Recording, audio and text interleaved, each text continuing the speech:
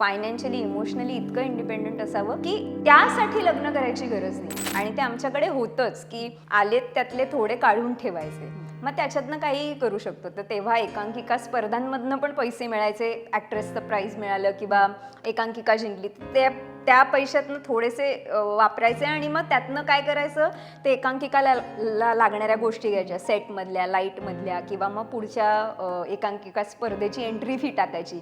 So ते सगळी गणितं आधीपासूनच सुरू झालेली. आणि मग जेव्हा जेव्हा जसे जसे पैसे मिळायचे मी इन्व्हेस्ट करत गेले आणि मग ते. आणि आईची खूप इच्छा होती.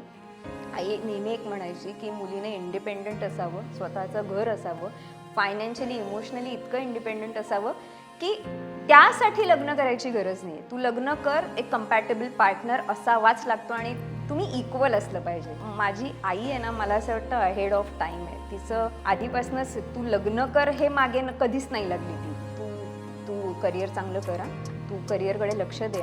मग मी खूप, जेव्हा मी ओके होते साईड रोल्समध्ये आणि नाटकांमध्ये, तेव्हा ती मला, नाही तुझ्यात नायिका होण्याचं पोटेन्शियल आहे, तू तयार झाल्याशिवाय तुला काम येणार नाही, देववरून बघत असतो, तू तयार हो.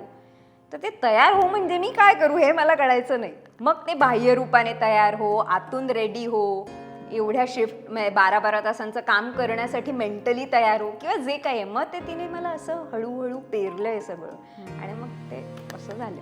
सो म्हणून घर घेऊ शकले.